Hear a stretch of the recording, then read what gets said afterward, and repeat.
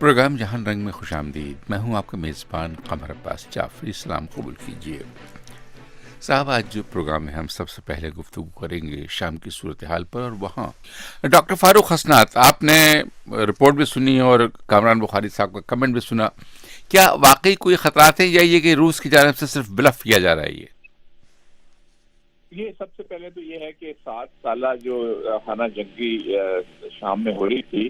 تو پہلی مرتبہ یہ ہوا ہے کہ 2 بڑی قوتیں پراکسی کے ذریعے تو وہ اپنے اپنے گروپوں کو سپورٹ کر ہی رہی تھیں، ان کی امداد بھی کر رہی تھیں، لیکن پہلی دفعہ ہوا ہے کہ یہ آمنے سامنے آ گئی ہیں. اور دوسری جو تشویشناک بات یہ ہے کہ جو وار میکنگ پاورز ہیں وہ امریکن کانگریس کے پاس ہیں، لیکن صدر کے پاس ایگزیکٹو اتھارٹی ہوتی ہے کہ وہ کوئی کارروائی کر سکیں.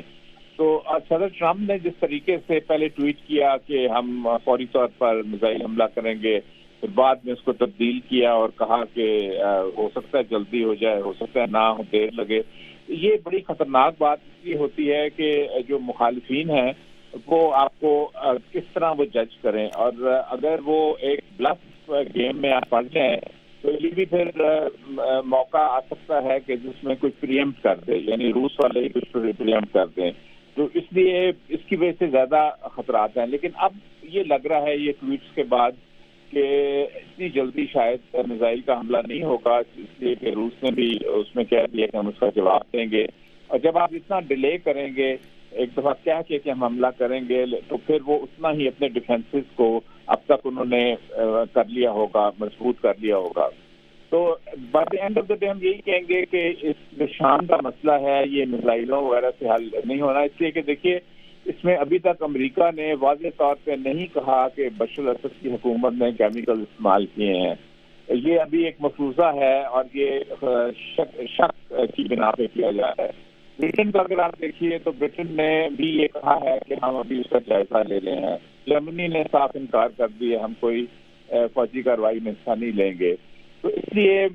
اس چیز پہ جلدی کرنا فوجی طور پر میزائل مارنے کی بجائے بہتر یہ ہوگا کہ جو سفارتی کوششیں ہیں وہ زیادہ تیز کر دی جائیں. روس کو کہا جائے، روس کے ساتھ بہرحال امریکہ کے اختلافات بہت ہیں، لیکن ایک کمیونیکیشن لنک بھی ہے، بہت سے معاملات میں بات چیت بھی ہوتی ہے. تو اس کے لیے وہاں پہ پریشر ڈالا جائے، اقوام متحدہ کے ذریعے پریشر ڈالا جائے، اور جو ہیومن رائٹس کی ایجنسیز ہیں ان کے لیے کہ بہرحال جو کیمیکل ویپنس ہوتے ہیں وہ تو کوئی بھی اس کو اپروو نہیں کرے گا، اس کو تو کنڈیم ہی کرنا چاہیے. لیکن یہ جلد بازی میں کوئی ایسی چیز نہیں کرنی چاہیے، کیونکہ اس کے اثرات صرف شام تک نہیں رہیں گے. کیونکہ اگر یہ مفروضہ ہے، اگر میزائل امریکہ کے حملہ کریں اور روس کی کوئی کیجولٹیز ادھر ہو جائیں، روسیوں کی، جو کہ روس کی فوج بھی وہاں پہ موجود ہے، ان کے دستے بھی، اور وہ کوئی جوابی کارروائی کریں تو ان کے آپشنز بہت زیادہ خطرناک ہو سکتے ہیں، چونکہ وہ افغانستان میں امریکہ کی فورسز ہیں، بحرین میں ہیں، دوسرے علاقوں میں بھی فورسز موجود ہیں. تو اس لیے کہ یہ نہ ہو کہ ایک جو محدود جنگ ہے، محدود سے مراد ہے ایک جغرافیکل ایریا علاقے میں جو ہو رہی ہے اس کا پھیلاؤ کہیں زیادہ نہ ہو جائے. اور تو اس لیے بہتر یہی ہوگا کہ امید یہی کی جا سکتی ہے جو صدر ٹرمپ نے بھی دوسری ٹویٹ کی کہ ذرا ان کو سوچنے کا اور موقع مل گیا، اور زیادہ جو ایڈوائزرز ہیں ان سے بات چیت کرنے کا، یہ ساری چیز کو کیسے ہم دیکھیں اور اس ساری چیز کو کیسے ہم قابو میں کریں، جس سے آپ کنڈیم بھی کریں. بالکل کنڈیم کرنا چاہیے کیمیکل جہاں بھی استعمال ہو، لیکن اس کے جواب میں جلد بازی نہیں ہونی چاہیے. پہلے بھی ہم نے عراق میں دیکھ لیا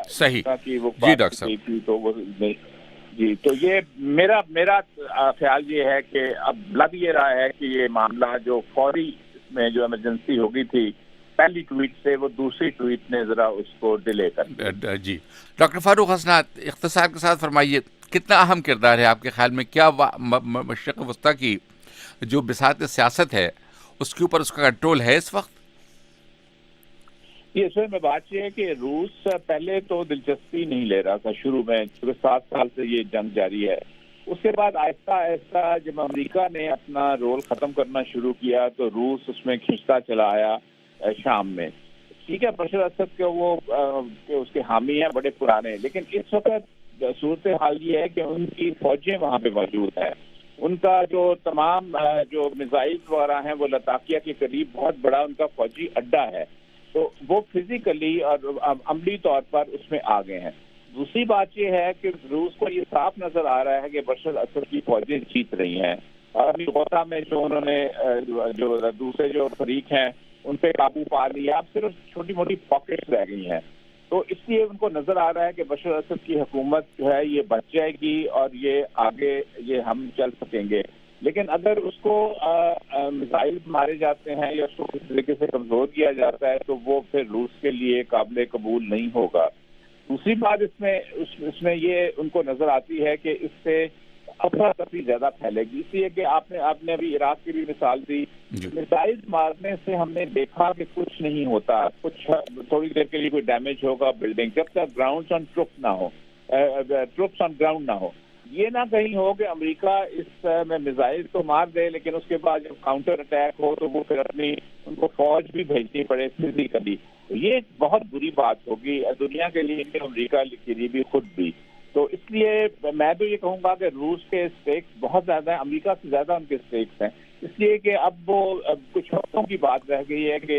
بشر اسد جو ہے وہ تمام علاقے پہ ان کا کنٹرول قائم ہو جائے گا۔ جی، اور ہاں، تو اب یہ ضرور ہو سکتا ہے کہ امریکہ روس کے ساتھ مل کر جو آئندہ حکومت کی تشکیل دینی ہے یا وہاں پہ ریکنسٹرکشن کا پروسیس ہے اس کی طرف بڑھنا چاہیے۔ اب کیمیکلز اب خود بھی امریکہ کی طرف سے بھی کہا جا رہا ہے کہ ان کو ابھی یقین نہیں ہے، مفروضہ ایک ہے، تو اس لیے اس بات کو کنڈیم تو کرنا چاہیے ہر ایک کو، لیکن اب زیادہ اس طرف آنا چاہیے کہ روس کے اور امریکہ مل کر بیٹھیں اور وہ